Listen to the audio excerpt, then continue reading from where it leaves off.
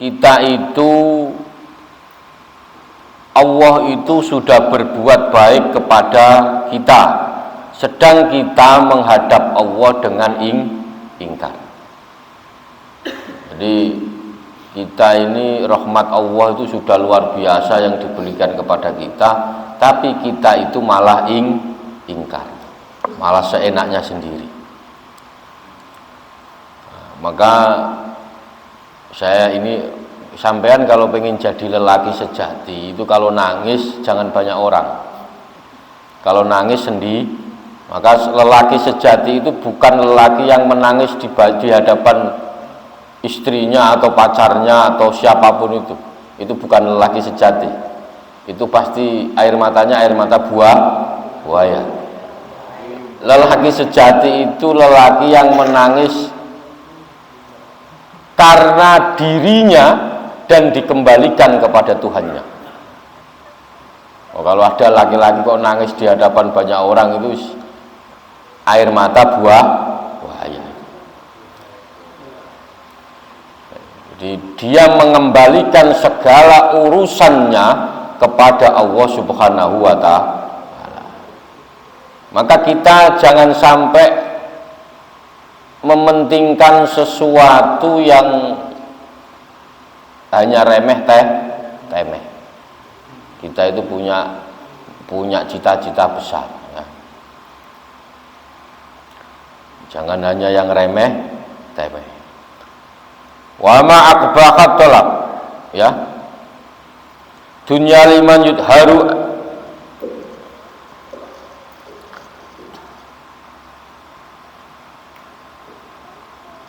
akbaha, sungguh jelek sekali. Nah, gitu kalau mulai. Wa ma akbaha, gitu ya.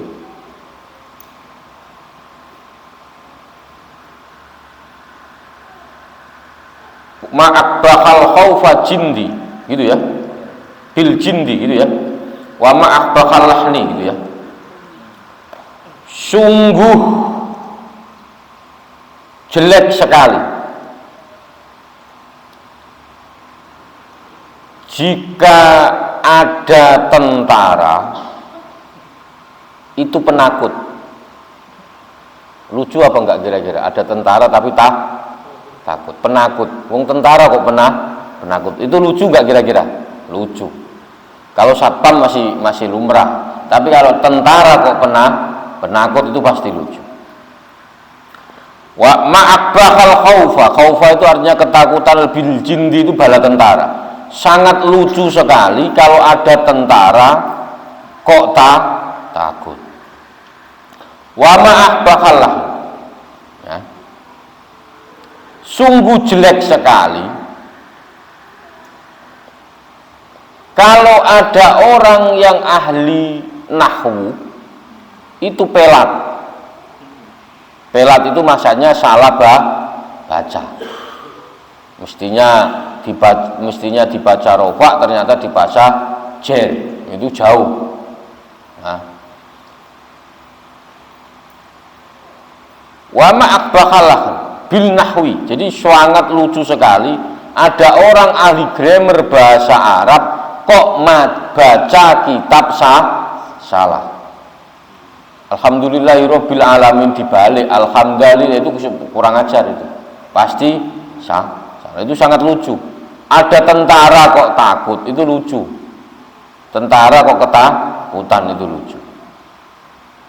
Wa ma'akbahat tolabud dunya, sungguh jelek sekali tolabud dunya, para pencari dunia, ya. Liman yudharu zudfiha, malah memperlihatkan kezuhudannya. Aneh ini, ya. Ada orang pencari dunia, tapi kesannya kayak dia itu orang yang paling zuhud, yang paling tidak butuh dunia.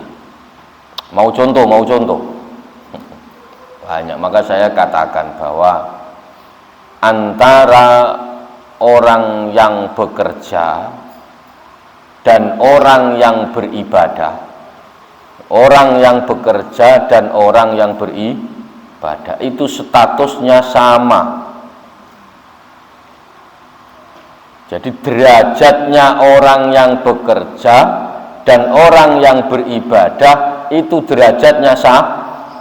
Yang membedakan adalah niatnya. Bang Jack kerja sama saya ngaji terus itu sama. Yang membedakan niatnya. Kalau niatnya Bang Jack kerja hanya sekedar untuk kaya, ya pasti mulia saya. Tapi kalau niatnya Bang Jack kerja itu atas perintah Allah dan ingin menafkahi, membahagiakan anak dan istrinya, itu lebih mulia daripada saya ngaji, niat saya sekedar nyari amplop. Contohnya begitu. Kang Mustafa kerja, kalau niatnya kerja hanya sekedar pengen kaya, ya sama saja kayak orang lain, gak ada bedanya. Maka orang yang beribadah demi mendapatkan derajat dunia, saya ngaji, saya puasa, saya sholat, ternyata saya melakukan itu semua hanya pengen dianggap punya derajat di hadapan manusia. Gus Wahid itu loh, sholat terus, puasa terus, ngaji orang soleh itu nilainya 0. Lebih utama Bang Jack kerja tapi niatnya hanya untuk Allah Subhanahu wa ta'ala. Cuman niat kerja lillahi ta'ala itu lebih berat dibanding niat ngaji. Nggak ada orang niat kerja lillahi ta'ala itu ada, tapi sulit. Kalau nggak percaya tanya sama pribadi sampean masing-masing. Saya emang nggak tahu, yang punya hati kan sampean.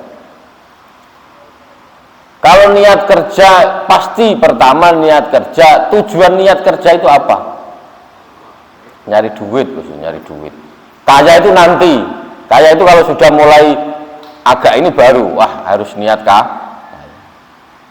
Maka status bagi orang yang beribadah, kalau hanya sekedar mencari status sosial dianggap orang soleh, itu 0%. Itu lebih rendah dari mereka yang berdagang, bekerja demi kebaikannya di akhirat. Jadi dia kerja itu tujuannya apa? Untuk biar dia ini tidak minta-minta, tapi bisa memberi. Dia kerja ini ingin apa? Anak-anaknya ini biar bisa dididik, disekolahkan, bisa belajar agama dengan baik. Ini lebih utama dibanding ada orang sholat terus, tapi tujuan sholatnya itu biar dianggap orang soleh. Maka orang yang beribadah dan orang yang bekerja derajatnya sama. Maka Bang Jack sebagai kepala rumah tangga diperintahkan Allah untuk apa? Untuk menafkahi pasangannya dan anak-anaknya. Maka jika dia bekerja demi itu ya demi diperintah Allah loh ya, bukan demi yang lain-lain ya, demi diperintah Allah untuk menafkahi istrinya, menafkahi anaknya, itu derajatnya lebih tinggi dibanding saya yang tiap hari ngaji. Kalau niatnya itu, saya ulangi lagi, kalau niatnya itu, maka Bang Jack termasuk orang yang ahli ibadah. Maka sampean yang kerja itu tidak usah takut, kerja itu baik asal niatnya baik. Kalau sekedar kerja pengen niat kaya, wah ya jangan.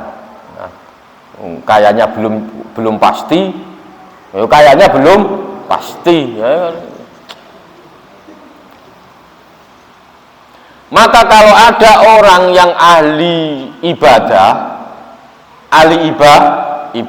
tapi tujuan ibadahnya itu hanya untuk dilihat para makhluk, dilihat manusia, maka dia tergolong namanya ahli dunia.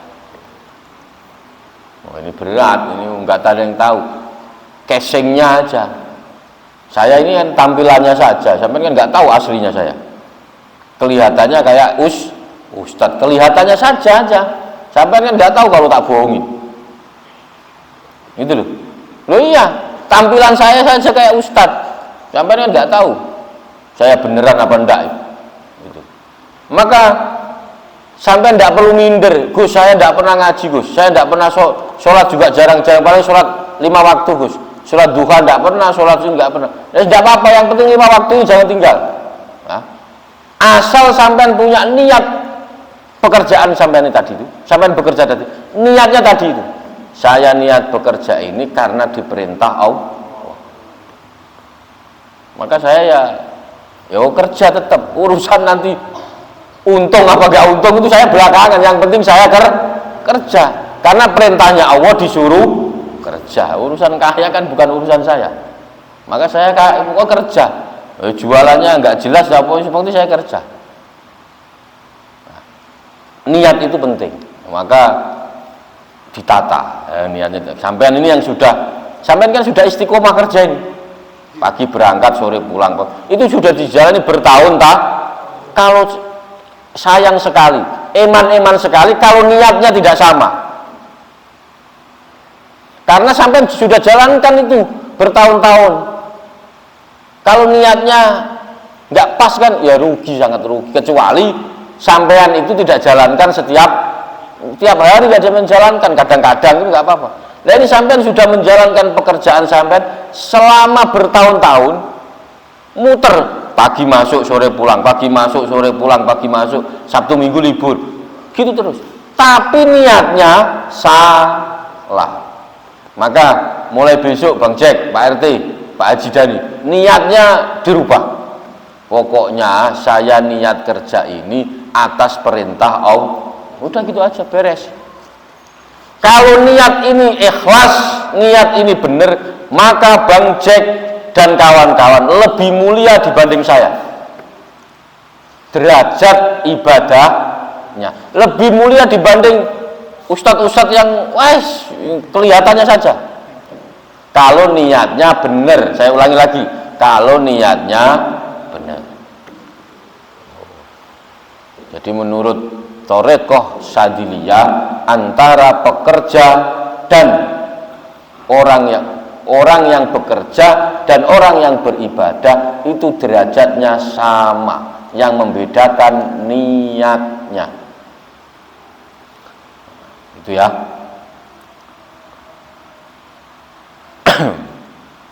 Laisar rajulu man, apa itu? Apa ini? Yurabbika ya, lafdu. Laisar rajulu, lelaki sejati ya. Kalau sampean pengen jadi lelaki sejati, lelaki sejati itu man yurabbika, lafdu. Orang yang lelaki sejati itu bukan lelaki yang bisa mengatur kata-kata, bisa berkata-kata, itu bukan lelaki sejati. Innamar rajulu man yurabbika lahdu. Nah, lelaki sejati itu adalah lelaki yang luas pandangannya. Dia punya wisdom, dia punya kebijaksanaan. Itu lelaki sejati. Kalau hanya sekedar kata itu, maka saya sering katakan, apa jadinya kalau cinta itu kau serahkan dengan mata? Apa jadinya kalau menua dan buta? Ya. Apa jadinya cinta itu kalau kau serahkan dengan kata? Kalau orang berkata-kata sudah tidak ada artinya. Ya, kalau ketemu orang yang bisu gimana? Wih, gak ada artinya, mau gini-gini doang. Nah, maka jangan serahkan cinta itu pada mata. Apa jadinya kalau sudah menua dan buta? Ya awal-awal seneng punya istri cantik. Nah kalau sudah tua mau ngapain sih? Nah, nggak bisa. Awal-awal kita ibu-ibu sering dikasih kata-kata hari ini apa? Begitu terus. Kata-kata terus. Ya lama-lama bosen, lama-lama serius, lama-lama bosen. Karena nanti lama-lama kata-kata itu tidak ada artinya. Maka lelaki sejati itu bukan lelaki yang pandai memutarbalikkan kata, atau lelaki sejati itu bukan lelaki yang bisa mengucapkan kata-kata indah, kata-kata mesra, bukan. Tapi lelaki sejati itu adalah lelaki yang punya pandangan luas. Pandangannya luas, bijaksana, mengayomi, itu lelaki sejati. Jadi nggak modal kata-kata. Itu ya. Nah, ini ibu-ibu ingetin itu suami-suaminya kalau berkata-kata.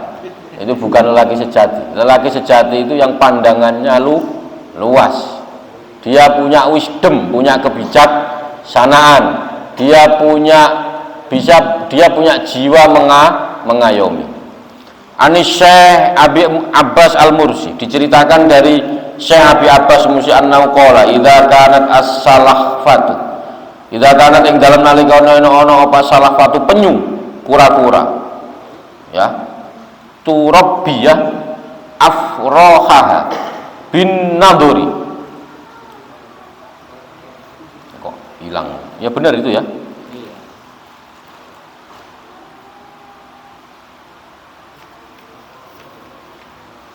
Hilang satu. Setelah itu apa? Anis Syekh Makinuddin Al-Asmari, Anis Syekh Abi Abbas Al-Mursi, diceritakan dari Abi Abbas Al-Mursi annahu qala idza kanat as-salahfatu turabbi afro khoha bin naduri kadzalika. Syekh Ibnu Abbas Al-Mursi berkata, ini gurunya Syekh Ibnu Athaillah Iskandari. Syekh Abbas muridnya Syekh Ahmad Syadili.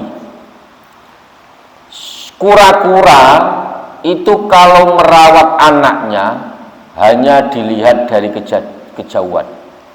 Nah, kura-kura, sampai lihat kura-kura itu, kalau merawat anaknya itu dilihatnya dari kejauhan.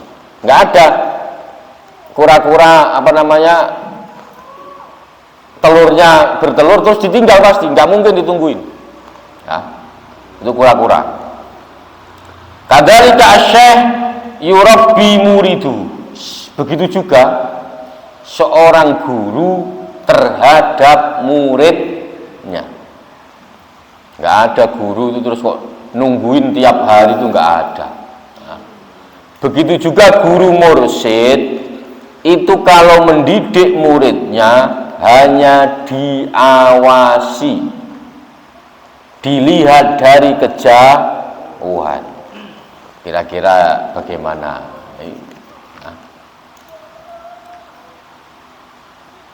Li'anna sulah fatu tabidu, krono setuhune penyu tabidu itu ngendok, bertelur, bil barri di daratan, wa tawajjahu dan menghadap ila janibin nahri kepada arah sungai atau arah sungai ya, watan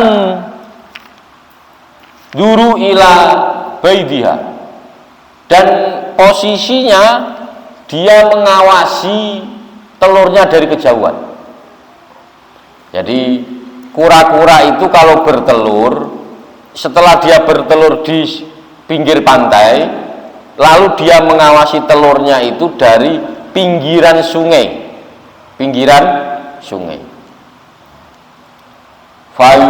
Fayurabbihim ya, fayurabbihimu wa laha bin nadriha ilaihi. Lalu Allah mengawasi atau merawat anak-anak kura-kura tadi. Guru mursyid itu kalau melihat muridnya itu enggak dari dekat tapi dari jarak jauh. Setelah dilihat dari jarak jauh, semua diserahkan kepada Allah Subhanahu wa ta'ala. Maka guru mursyid itu walaupun sudah meninggal tetap masih mengawasi. Itu enaknya orang kalau punya guru mursyid. Walaupun gurunya sudah meninggal tetap masih mengawasi. Ini gimana orang itu masih diawasi terus. Ya, nah ini yang sudah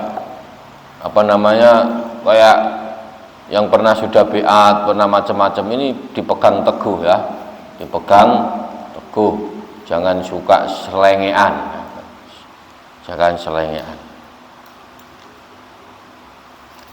Terus istihdarul qalbi bil wahdaniyat ya. Oh, khalamatul mahabbatillah ya. Jam 10 gitu ya. Maka kita ini, saya ulangi dari awal, apa yang bisa diambil dari pelajaran kita itu jangan minder kalau kadang-kadang tidak diperhatikan oleh guru. Kita itu jangan sok kecil hati kalau kadang-kadang kok gurunya lebih suka main ke rumahnya A bukan ke rumahnya B. Nggak usah minder, biasa saja. Karena guru itu melihat kita dari jarak jauh. Ya udah apa-apa. Maka kita itu kalau pengen menjadi lelaki yang baik, lelaki yang sejati, yang perlu diasah itu bukan kata-katanya, tapi pikiran dan jiwanya. Tapi nanti pasti pengaruh. Kalau jiwa dan pikirannya itu bagus, itu ucapannya juga bagus. Tapi kalau belajar kata-kata dulu pasti ribet. Nah, ada orang sekarang itu kalau disuruh kata-kata pinter, tapi ditanya maksudnya apa? Nggak tahu, pokoknya ya begini kan. Ya lucu itu namanya. Nah, maka orang lucu. Gitu ya. Jam 10. Halawatul mahabbah wallahu alam bis shawab. Semoga bermanfaat. Kurang lebihnya saya mohon maaf. Wallahul muwaffiq ila aqwamit thoriq. Wassalamualaikum warahmatullahi wabarakatuh.